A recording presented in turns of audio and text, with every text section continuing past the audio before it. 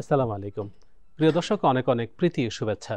আমন্ত্রণ জানাচ্ছি বাংলাদেশ টেলিভিশন চট্টগ্রামের বিশেষ আয়োজন বিশিষ্ট ব্যক্তিদের জীবন ও কর্ম নিয়ে অনুষ্ঠান মুখোমুখিতে। দর্শক, এই অনুষ্ঠানে আমরা কথা বলি একজন অনন্য ব্যক্তির সঙ্গে, জানার চেষ্টা করি তার শৈশব কৈশোর, তার জীবন এবং কর্ম সম্পর্কেও। তো শুরু করা যাক আজকের আয়োজন। এই মুহূর্তে দেশে এবং দেশের বাইরে যারা এই অনুষ্ঠান দেখছেন তাদের প্রত্যেককে স্বাগত জানাচ্ছি আমি শাহনাজ রিটন। আর আমার সঙ্গে আজকে মুখোমুখি হয়েছেন একজন মানবিক চিকিৎসক, যিনি ইতিমধ্যেই মান্থিয়া নামে একজন জীবন সন্ধিক্ষণে থাকা একটা শিশুকে বাঁচিয়ে বলা যাবে না, তার জীবন মৃত্যুর মাঝামাঝি থাকা অবস্থা থেকে এখন পর্যন্ত একটা সংগ্রামী একটা জীবনের পথে নিয়ে এসছেন মানবিক ডক্টর গিয়াসউদ্দিন। ডক্টর, আপনাকে অশেষ কৃতজ্ঞতা আমাদের সঙ্গে যুক্ত হওয়ার জন্য। আপনাদেরও ধন্যবাদ, আমাদের দর্শকদের সবাইকে ধন্যবাদ আমাকে আমন্ত্রণ করার জন্য। ডক্টর, আমি বলছিলাম যে একটা মান্থিয়া নামে একটা শিশুর গল্প বলছিলাম। আমরা এই অনুষ্ঠানে আপনার ব্যক্তি জীবন নিয়ে আলোচনা করতে চাই এবং আপনার শৈশব কৈশোর নিয়ে কথা বলতে চাই। শুরুতে একটু বলতে চাই যে এই শিশুর কথা বলছিলাম, ইতিমধ্যে সোশ্যাল মিডিয়ায় ব্যাপক আলোড়ন তুলেছে আপনার সেই শিশু মান্থিয়া, 1 মাসের কিছু কয়েকটা দিন তার বয়স।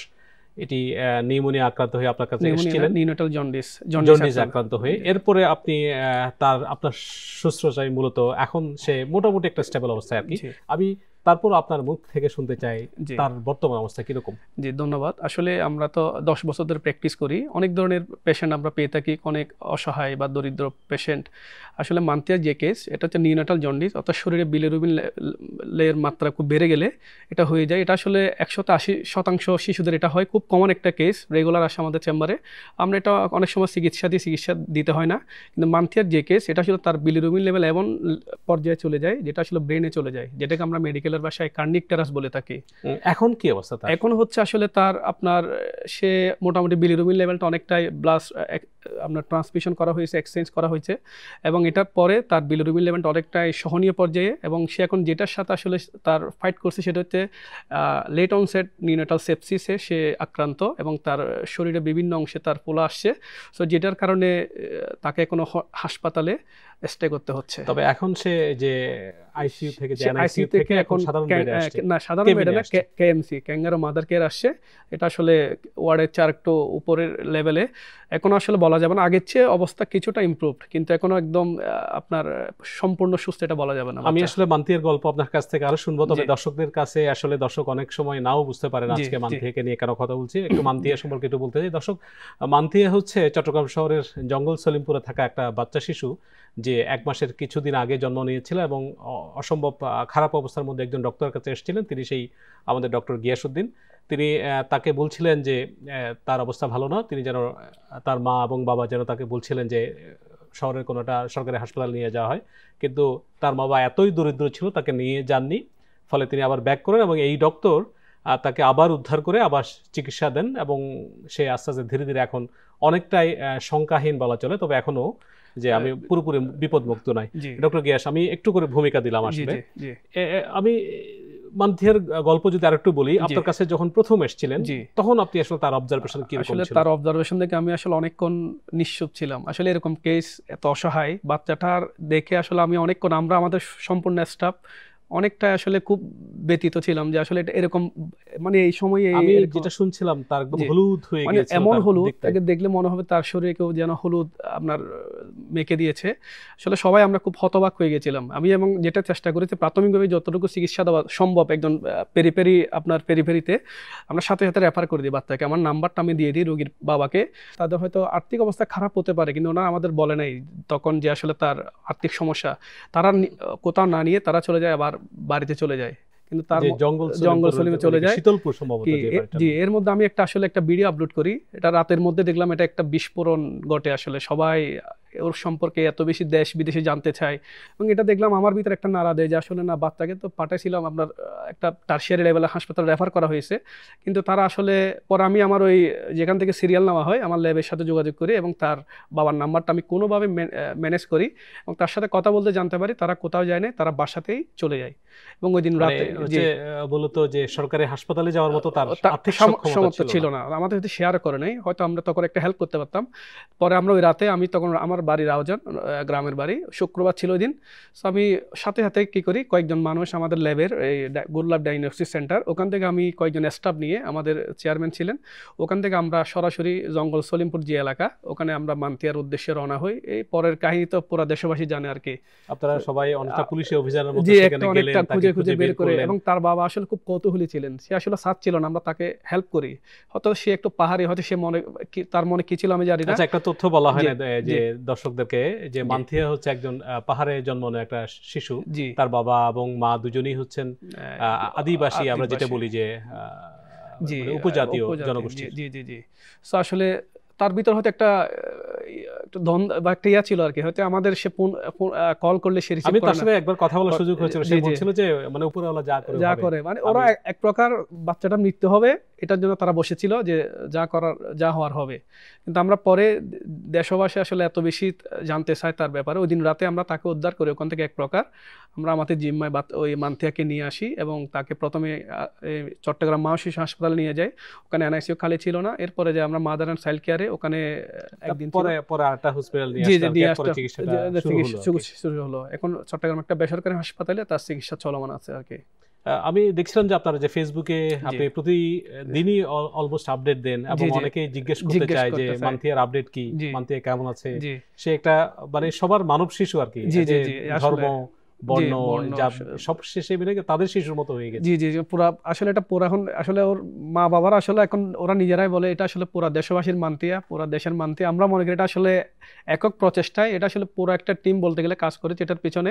এটা আসলে আমার একক কোনো কৃতিত্ব নয়, এটা সবার কৃতিত্ব, একটা প্রতীক হয়ে যে আমি জাস্ট একটু কোঅর্ডিনেট করেছি যে বিষয়গুলো কোথায় নেওয়া যায়, কিভাবে করা যায়, অত জিনিসগুলো কোঅর্ডিনেট করেছি। সো আসলে খুব কমপ্লিকেটেড একটা কেস ছিল। তবে আমাদের দেশের যে স্বাস্থ্য ব্যবস্থা বা চিকিৎসা ব্যবস্থা, আমি মনে করি এই কেসের পর তো মানুষের আর একটু কনফিডেন্স বাড়বে যে আসলে না, আমাদের দেশের ডাক্তাররাও চেষ্টা করলে বা চিকিৎসা সম্ভব। খুব জটিল একটা কেস ছিল এটা আর কি। আপনি তার বেশ একবার কি দুবার মানে রক্ত বদলাতে? জি, একবার প্রথমবার যখন দেওয়া হয় তখন তার ফেলিওর হয়, পরে আমরা আবার সেকেন্ড টাইম আম্বিলিক্যাল ক্যাথাটার করে আপনার পরে আবার এক্সচেঞ্জ করতে হয়, ব্লাড এক্সচেঞ্জ। মান্থিয়ার গল্প আমরা শুনবো। আসলে এই মান্থিয়াটা বাংলাদেশের মানুষের মধ্যে একটা আসলে প্রতীক হিসেবে এস্টাবলিশ হয়েছে ইতিমধ্যে সোশ্যাল মিডিয়াতে। আমরা আবারও এটা অংশে হয়তো তার গল্প শুনবো। আপনার গল্প শুনতে চাই এবার, আপনার বেড়ে ওঠা ছোটবেলার গল্প। আমরা এই অনুষ্ঠানে শৈশব কৈশোর নিয়ে কথা বলি অতিথিদের, আপনার জন্ম, বেড়ে ওঠা এবং আপনার ডক্টর হওয়ার পেছনের গল্প। আমি আসলে খুব একটা গ্রাম অঞ্চল থেকে উঠে এসেছি, রাউজানের উত্তর গোজারা বলে এটা গ্রামের নাম। সো ওখান থেকে আসলে ক্লাস 7 পর্যন্ত আমি গ্রামে আমার ছিল। ওখান থেকে আমি বাইজিদ লেন স্কুলে আমি ভর্তি হই, ওখানে আসি, হোস্টেলে থাকতাম। সো ওখান থেকে আসে আমি এসএসসি পাস করি 2006 সালে। তারপর আমি বিএফ শাহিন কলেজ বন্দর, বিএফ শাহিন কলেজ আমি অ্যাডমিট হই। ওখান থেকে আমি 2008 সালে আমি এইচএসসি পাস করি। সো এটা হচ্ছে, তারপর হচ্ছে আমি আসলে চায়নার বেইজিংয়ে, ক্যাপিটাল রাজধানী, ওখানে আমরা ক্যাপিটাল মেডিকেল ইউনিভার্সিটিতে আমি আমার এমবিবিএস শেষ করি। 2010-11 সেশন আমি ভর্তি হই, এবং আমার কোর্স শেষ হয় 2016 সালে। তারপর আমি দেশে ব্যাক করি, এখানে বিএমডিসি পরীক্ষায় পাশ করি। ওইটা লাইসেন্স এক্সাম শেষ হওয়ার পর আমি চিটাগং মেডিকেল কলেজ হাসপাতাল আবার ইন্টার্নশিপ করি, এবং ওখানে আমার সব পোস্ট গ্রাজুয়েশন যেগুলো ট্রেনিং, আমি ডিসিএস করছি বর্তমানে।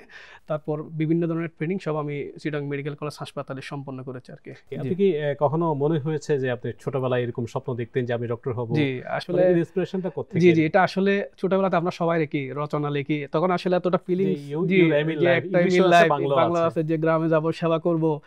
আল্লাহ তাআলা হয়তো সবার হয়তো শুনেন না, হয়তো আমাকে ওই সামর্থ্য বা ওই, আপনি কি এমনি লিখেছিলেন না? আসলে তখন এমনি লিখেছি। তো ছোটবেলায় তো আসলে এত বেশি যে এগুলার এক্সপেরিয়েন্স আসলে যে এত আসলে খুব একটা ভালো না। আসলে আমাদের যে আসলে সার্বিক যে স্বাস্থ্য ব্যবস্থা আসলে বলেন, আসলে বিশেষ করে পেরিফেরিতে, আপনার বিশেষ করে গ্রাম অঞ্চলে এখন আসলে অনেক কিছু, তারা অনেক কুসংস্কার, আমাদের এত জনসংখ্যার দেশ, জি জি, এত আসলে কুসংস্কার আছে, শিক্ষার অভাব আছে, অভাব আছে, জটিলতা আছে, জটিলতা আছে। তো অনেক কিছু আসলে আমরা ছোটবেলায় লিখছিলাম, কিন্তু এটা আসলে দেখা যাচ্ছে বর্তমানে অনেকটাই এগুলো আমি কাজগুলো করতে পারছি। হয়তো আল্লাহ তাআলা সবাইকে তো সিলেক্ট করেন এগুলো করার জন্য, হয়তো আমাকে সিলেক্ট করেছেন। যেমন মান্থিয়ার কেস, হয়তো আল্লাহ তাআলা আমাদের কয়েকজনকে হয়তো তারা সিলেক্ট করেছেন, আল্লাহ তাআলা হয়তো আমরা করার সামর্থ্য। তবে এখানে দেশবাসীর দোয়া আছে, সবার দোয়া আছে। হয়তো আল্লাহ বলেছেন যে তোমরা চেষ্টা করো, বাকিটা আমি দেখবো। আমি মনে করি আমি এটা বিলিভ করি, হয়তো আমরা চেষ্টা করি। ধরেন লেখাপড়া তো আপনি গ্রাম থেকে লেখাপড়া করে এসেছেন। সাধারণত আমরা গ্রামকে পিছিয়ে পড়া একটা অঞ্চল দেখি, যে আজকে আধুনিক শহরের মতো সেই সুযোগ সুবিধা থাকে না, প্রাইভেট টিউটর থাকে না ঠিক মতো। তারপরেও আপনি একজন ডক্টর হয়েছেন, এরকম অসংখ্য ডক্টর হয়তো আছেন, জি জি, কিন্তু আপনার ইন্সপিরেশনের জায়গাটা কোথায় ছিল? আপনি আসলে উৎসাহ কোথায় পেয়েছেন? আসলে কার আমার পেছনে আজকে আপনি হয়ে ওঠা? ইন্সপিরেশন আসলে আমার বাবা। আসলে হয়তো আমাদের দেশে সবাই চায় বাবাদের একটা ইয়া থাকে। আমাকে আসলে আমার বাবা এতটাই ইন্সপায়ার করেছেন যে আসলে উনি নিজে আসলে, আমি জানি না আমি কতটুকু মানবিক, কিন্তু আমার বাবার সাথে আপনি কথা বললে বুঝতে পারবেন তিনি আমার চেয়ে অনেক কয়েক হাজার গুণে মানবিক। আমি যে আজকে এখানে এসে বসেছি বা কথা বলছি আপনার সাথে, এটা সম্পূর্ণ ক্রেডিট আমি যদি এককভাবে কাউকে দিই, এটা হচ্ছে আমার বাবা। আসলে আমার বাবাই আমার অনুপ্রেরণা। আচ্ছা, আপনার বাবার প্রতি শুভ কামনা থাকলো, এবং পৃথিবীর সমস্ত বাবারাই ভালো থাকুক, আমাদের পরিবার ভালো থাকুক, মারা ভালো থাকুক। আমি একটু জানতে চাই আপনার চিকিৎসা, যে আপনি চায়না থেকে এমবিবিএস টা করে আসছেন, সেখানকার একটা অভিজ্ঞতা শুনতে চাই। এখানে আসলে ব্রড একটা আপনার পরিবেশ, পুরো একটা ইউনিভার্সিটি লাইফ একদম আপনার। ওখানে আসলে ওরা প্র্যাকটিক্যালি বিষয়গুলো খুব বেশি আমাদের সাথে ইয়া করেন। আমরা খুব প্র্যাকটিক্যালি আসলে ওখানে সব কিছু শিখতাম। ওখানে বড় বড় ল্যাব থাকে, বড় বড় আপনার সব কিছু আসলে আমরা হাতে নাতে অনেক কিছু আলহামদুলিল্লাহ আমরা শিখেছি, এবং খুব ভালো মানের একটা ইয়া ছিল, মেডিকেল কলেজ ছিল ওখানে। আমাদের ওখানে আসলে হাতে নাতে বেশি শেখানো হতো আর কি। আমরা একটু ওগুলা ওয়ার্ডে দেখতাম সবসময়, বা ওয়ার্ডে আমরা ওখানকার আপনার প্রথম থেকে গিয়ে ভাষাগত খাদ্যাভ্যাস এগুলো আসলে ওটাতে ইংলিশ মিডিয়াম ছিল আমাদের ওই ইয়াটা সিলেবাস। তারপরে লোকাল কিছু আপনার মেডিকেলীয় কিছু টার্ম আমাদের শিখতে হয়েছে, কিন্তু তারপরে এটা ইংলিশ মিডিয়াম থাকতো। আর এমবিবিএস কারিকুলাম তো আসলে বিশ্বের সকল দেশে একই সিলেবাস, একই বই। না এগুলো পড়ো, যেমন একটু লোকাল, জি একটু হ্যাঁ একটু সমস্যা ছিল। খাদ্যাভ্যাস বিশেষ করে হালাল ফুড নিয়ে আমাদের একটা অনেক গল্প আছে এখানে। বিশেষ করে ওদের ওখানে যে আপনার বিভিন্ন ধরনের ব্যাঙ, সাপ, এগুলো তো আসলে খুব কমন খাবার। আমরা প্রথম 6 মাস খুব বেশি ইয়াতে ছিলাম, মানে প্যারাতে ছিলাম যে আসলে কোথায় ভালো হালাল ফুড কোথায় পাওয়া যায়। তো আসলে তারপরে অনেক চেষ্টায় আমরা হালাল হওয়ার পরও এটা আসলে কিভাবে, ধর্মীয় আমি একজন মুসলমান, সো একটা মুরগি ওখানে তো সব প্যাকেট করা থাকে ফ্রোজেন। আমরা চিন্তা থাকতো যে আসলে এটা হালাল কিনা, কিভাবে জবাই করা হয়েছে, অনেক কিছু তো আসলে মাথায় থাকে। তো পরে আমাদের আসলে খাবারটা নিয়ে একটু কষ্ট ছিল প্রথম 6 মাস। পর আমরা বিভিন্ন জায়গায় খোঁজ খবর নিয়ে হালাল ফুড কোথায় পাওয়া যায় বের করে আস্তে আস্তে অভ্যস্ত হয়ে আর কি। ওখানকার যে কোম্পানিটা কেমন, যে ধরেন আপনাদের সাথে যারা স্টুডেন্টরা ছিলেন এখানে, যে এই সাবকন্টিনেন্টের কারা ছিলেন, কারা থাকতেন, অসাধারণ একটা পরিবেশ। আমাদের সাথে অনেকের পাকিস্তানি, ভারতীয়, তারপর শ্রীলঙ্কান, তারপর ইউএসএ, ইউকে, তারপর হচ্ছে আপনার আফগানিস্তান, এই সমস্ত দেশের, নেপাল, খুব বেশি আমাদের ওঠা বসা ছিল। একটা ইন্টারন্যাশনাল ডরমিটরিতে আমরা থাকতাম, সবার সাথে ওঠা বসা, খাওয়া দাওয়া, খেলাধুলা, আসলে খুব খুব ভালো একটা পরিবেশ। আমরা আসলে ওখান থেকে উঠে আসছি আর কি। সো এটা আসলে এটা এখন আমি মনে করি আমার ব্যক্তিগত লাইফে আমার এটা একটা এফেক্ট আমি পাচ্ছি। এটা কোনো ডিফিকাল্টিস কে ফেস করেছেন খাওয়া দাওয়া ছাড়া? খাবার লোকাল আপনার রোগীদের সাথে একটু কমিউনিকেশন মাঝে মধ্যে, কারণ ওদের তো খুব সম্পূর্ণ এটাই, মানুষজন চাইনিজ বেশি বলে। সো আসলে ওই রোগীর সাথে একটু কমিউনিকেশন একটু গ্যাপ থাকতো। তবে যদি আমাদের ট্রান্সলেটর থাকতেন, আমাদের টিচার আমাদেরকে বলে দিতেন, আমাদের ওই প্রশ্ন করতে, রোগীদের সাথে হিস্ট্রি নিতে একটু আমাদের মাঝে মধ্যে একটু ডিফিকাল্টিস আমরা ফেস করতাম। ভাষাগত সমস্যা। আপনি যেহেতু সেখানে লেখাপড়া করেছেন এবং আপনার নিশ্চয়ই কিছু অভিজ্ঞতা হয়েছে, আপনি যদি আপনার যারা উত্তরসূরি, আপনারা যারা ভবিষ্যতে যেতে চান এখনকার স্টুডেন্ট, তাদেরকে সম্পর্কে যদি বলেন যে আসলে তারা কি করে এখানে অ্যাপ্লাই করবে এবং আপনি কিভাবে গিয়েছিলেন, সেই অভিজ্ঞতা যদি একটু শেয়ার করেন। আসলে এখন যেতে হলে আপনার ওই স্বাস্থ্য অধিদপ্তর, যে আমাদের ওখান থেকে একটা এনওসি নিতে হয়, নো অবজেকশন সার্টিফিকেট নিতে হয়। তারপর আপনার Bangladesh embassy, government of Chinese embassy, ওদের সাথে যোগাযোগ করতে হয়। এরপর আসলে প্রসিজারটা খুব একটা জটিল না। আপনার যদি সব রিকোয়ারমেন্ট ঠিক থাকে, আপনার জিপিএ, আপনার সব কিছু দেখে ওরা এখন বর্তমানে স্ট্যান্ডার্ড আমি জানি না, আমাদের সময় একটা এনওসি লাগতো এবং জিপিএ 4.5 এর উপরে থাকতে হতো। ওইটা যদি আপনি কিছু সিলেক্টিভ জি আপনাকে এটা অবশ্যই তারপর অবশ্যই বিএমডিসি অনুমোদিত হতে হবে, কারণ বিএমডিসির অনুমোদনের বাইরে যদি আপনি কোনো হাসপাতাল, কোনো ইউনিভার্সিটিতে পড়ালেখা করেন, হয়তো আপনি বাংলাদেশে এসে প্র্যাকটিস করার সুযোগ পাবেন না। ওইটা অবশ্যই চেক করে যেতে হবে যাওয়ার আগে। আপনার কাছে কি মনে হয় যে খুব বেশি মানে অ্যাফোর্ডেবল নাকি খুব বেশি চ্যালেঞ্জিং? আসলে এটা ডিপেন্ড করে আপনি কোন শহরে থাকছেন। যেমন ঢাকার, চিটাগং ছাড়া বাংলাদেশের অন্যান্য শহর থাকতে গেলে আপনার এক খরচ। যেমন আমরা ছিলাম বেইজিং, মানে একদম চায়নার একটা হার্ট, মানে ক্যাপিটালে। আমাদেরটা অনেক আসলে তুলনামূলক অনেক খরচ করতে হয়েছে। আবার আপনি হেবেই বা সিনজিয়ান বা বিভিন্ন আরো অন্যান্য শহরে যান, এটা আসলে ডিপেন্ড করে আপনার ভার্সিটির উপর, বা আপনি কোন ইউনিভার্সিটিতে আপনি অ্যাডমিট হচ্ছেন বা পড়ালেখা করছেন সেটার উপর। লাইফ স্টাইল একটা ফ্যাক্ট ওখানে। এখন তো যে পোস্ট গ্রাজুয়েশন গুলো ওখানে করায় এবং সেখানে যে চিটাগাংয়ের অথবা ঢাকার অথবা অন্যান্য যে জায়গা আছে সেখানকার কিছু সিলেক্টিভ ইউনিভার্সিটি আছে, সেখান থেকে বাছাই করা স্টুডেন্টরা যেতে পারে। একটা তালিকা আছে, এ ক্যাটাগরি, বি ক্যাটাগরি, সেখানে স্কলারশিপ দেওয়া হয় অনেক অনেক। জি আছে অনেক। আমাদের বাংলাদেশের অনেকে এখন যাচ্ছেন পোস্ট গ্রাজুয়েশনে, ইভেন যারা এখান থেকে এমবিবিএস পাস করছেন, আমাদের অনেক সিনিয়ররা গিয়েছেন ওখানে, এবং অনেকে অনেক ওখানে আমরা করেন প্রফেশনে আছেন, টিচিং প্রফেশনে আছেন, অনেকে শিক্ষকতা করছেন, আমাদের অনেক সিনিয়র অনেক জুনিয়র ওখানে আছেন এখন। সো এটা মোটামুটি এখন বলা যায় এটা একটা ওপেন একটা আপনার স্থান আমাদের জন্য, আমাদের দেশের জন্য এটা একটা ভালো একটা সময় মনে হতো যে শুধুমাত্র চায়না মানে বিজনেস হাব, কিন্তু এটা আসলে যারা জন্য মানে অবারিত সুযোগ, এই লাইনে যারা আছেন তারা হয়তো জানবেন, অনেক প্রতি বছর অগণিত স্টুডেন্ট ওখানে যাচ্ছেন, পড়ালেখা করে দেশে আসছেন এবং তারা কাজ করে। আপনার কাছে আমি একটা এই সংক্রান্ত একটা শেষ প্রশ্ন করতে চাই, আপনার কাছে কি মনে হয়েছে কখনো যে আমাদের স্টুডেন্টরা অনেক বেশি ব্রিলিয়েন্ট, তাদের যে কম্পারেটিভলি আসলে কম্পিটিটিভ, আমাদের এখানে যে সিলেবাস বা যেভাবে পড়ালেখার মান, এটা অবশ্যই অনেক কম্পিটিটিভ, এটা অস্বীকার করার কোনো উপায় নাই। তো তুলনা করলে আসলে এটা অনেকটা হয়ে যাবে, কিভাবে বলবো আসলে আমি যেটা বলছিলাম আসলে এটা ডিপেন্ড। তবে হ্যাঁ, অবশ্যই আমাদের দেশে যে কারিকুলামে পড়ালেখা হয়, যে মানের পড়ালেখা হয়, এটা অবশ্যই এটা আমরা তো তাদের সাথে আমাদের ওঠা বসা আমরা দেখি, অনেক কম্পিটিটিভ এবং খুব ভালো মানের পড়ালেখা এখানে হয়। বাংলাদেশে আমরা মানথিয়ার গল্প দিয়ে শুরু করেছিলাম। মানথিয়া যে ধরনের রোগে আক্রান্ত, এরকম অসংখ্য হয়তো উদাহরণ আমাদের গ্রামে গঞ্জে আছে, যারা হয়তো আপনার মতো মানুষের কাছে হাতে পড়েনি, হয়তো তার জীবন প্রতিভা ওখানে শেষ হয়ে গেছে। আপনি যদি একটু নবজাতক অথবা শিশুদের যে প্রাথমিক রোগগুলো নিয়ে বলতেন, আসলে কি ধরনের কেয়ারগুলো নেওয়া উচিত? আসলে নবজাতকের যে কেয়ারগুলো নেওয়া উচিত, আমি মনে করি প্রথমেই বাচ্চাকে কোনো ধরনের মধু, আমাদের এখানে বাচ্চা জন্মগ্রহণ করার সাথে সাথে মধু, চিনি, বিভিন্ন ধরনের জিনিসপত্র খাওয়ানো হয়। এটা আসলে বাচ্চার একটা হাইলি ইনফেকশন হওয়ার ঝুঁকি থাকে। প্রথম 6 মাস অবশ্যই এক্সক্লুসিভ ব্রেস্ট ফিডিং, শুধুমাত্র মায়ের বুকের দুধ খাবে। বাচ্চার নাম তো একটা কুসংস্কার আছে, মানে প্রথম মধুটা দিলে তার মিষ্টি আজীবন যেন মিষ্টি বাসি হবে। এটা আসলে অনেকেই এটা আমি রেগুলার পেজ করি। তারপর হচ্ছে চোখে মুখে কাজল, এমন ভাবে কাজল দেয়, এগুলো আমি আমার পেজে রেগুলার শেয়ার করি, হয়তো অনেক দর্শক হয়তো তারা দেখে রিলেট করতে পারে। বাচ্চা দেখা যায় একটা হওয়ার পর হলুদ দিয়ে গোসল করাচ্ছে 7 দিনের বয়সে। এখন ওই একটা বাচ্চার যেটা বললাম নিউনেটাল জন্ডিস খুবই কমন।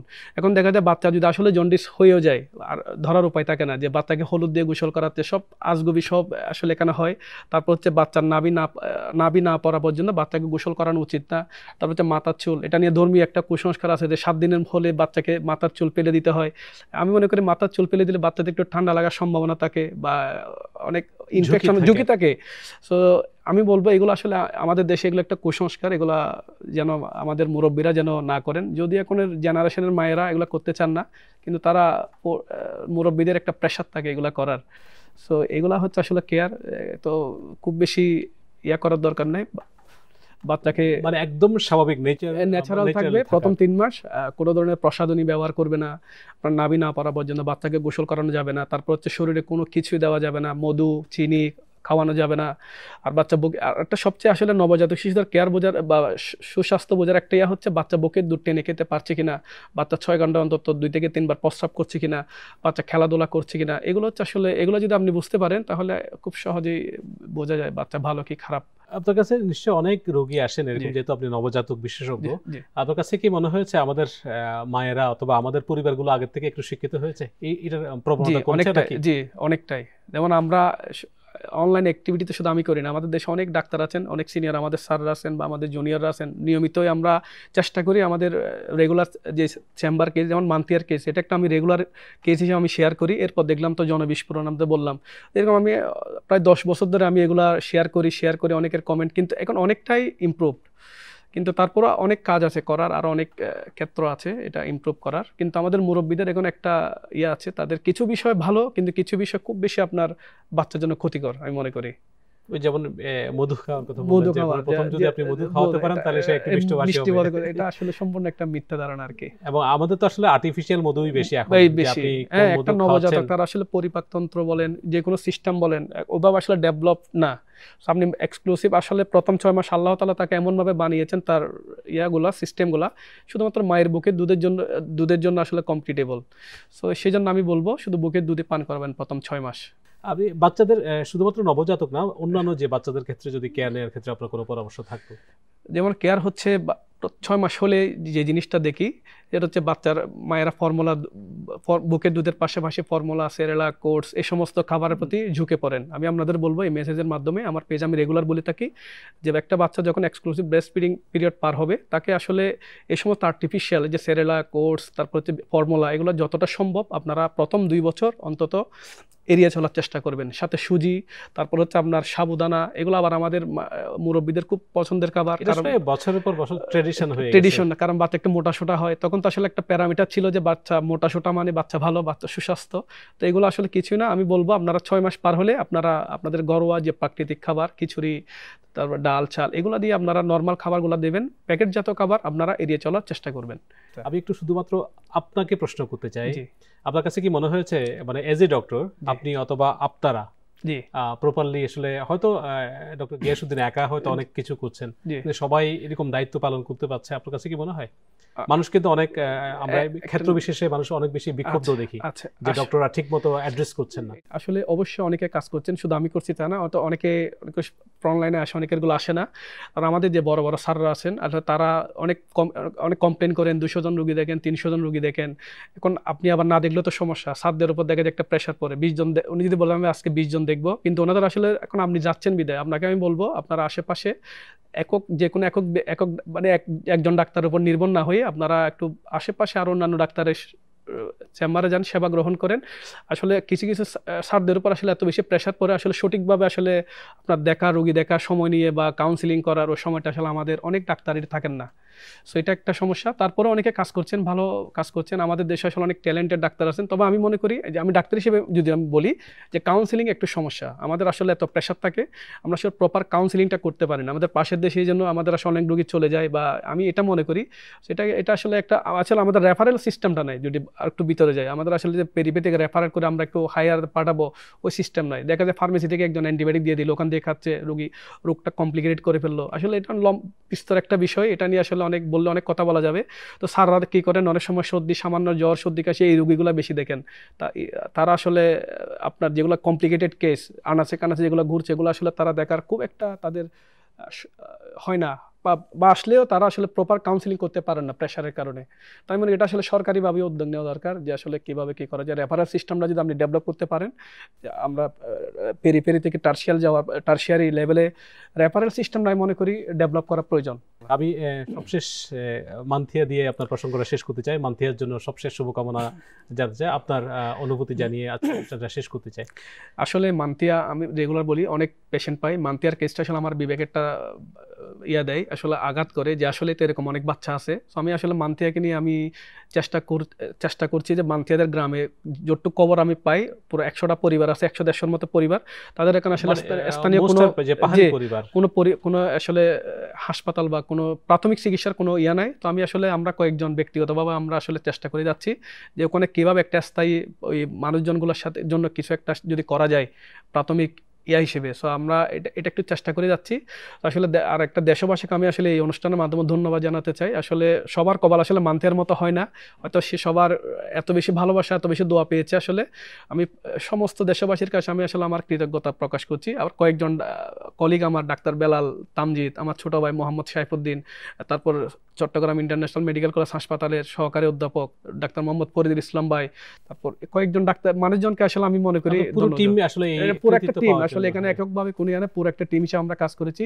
আর দেশবাসীর দোয়া ছিল, আল্লাহর সহায় ছিল, এই আর কি। মান্থিয়া আমি অবগতভাবে বলে সে একটা ত্রিপুরার সন্তান এবং সে একজন হিন্দু সনাতনী ধর্মের, কিন্তু আমাদের মাথায় এগুলো ছিল না। আমরা যখন আমাদের চেম্বারে আসে, সে আসলে সবার প্রতিনিধি হয়ে গেছে, সবার প্রতিনিধি, সে একজন ছেলে, কিন্তু আমাদের মাথায় অতগুলা কাজ করে না। যখন একজন রোগী ঢুকেন, সে আমার কাছে রোগী, সে একটা মানে একটা মানব শিশু, এটাই মানবতায় সবচেয়ে বড় সবার উপরে আর কি। ডক্টর গিয়াস, আপনার এই মানবতার কল্যাণে আপনার যাত্রা অনন্ত থাকুক, আপনার প্রতি অশেষ কৃতজ্ঞতা, এবং আমাদের সমস্ত যে মান্থিয়াদের মতো সমস্ত নিপীড়িত এবং পিছিয়ে পড়া জনগোষ্ঠীর পক্ষ থেকে আপনার প্রতি অশেষ কৃতজ্ঞতা। দর্শক, কথা বলছিলাম মানবিক ডক্টর গিয়াসউদ্দিনের সঙ্গে। তিনি জানাচ্ছিলেন মান্থিয়া নামে একজন শিশুর গল্প, এবং তার নিজের গল্প আমরা শুনলাম। আমরা ভবিষ্যতে নতুন কোনো অতিথি নিয়ে আবারও হাজির হব, এরকম আরো গল্প শুনবো, সেই প্রত্যাশা নিয়ে আজকে বিদায় নিতে চাই। যেতে যথারীতি বলতে চাই, আমরা চাই একটি বৈষম্যহীন বাংলাদেশ, আমরা চাই দায় এবং দরদের সমাজ। আল্লাহ হাফেজ।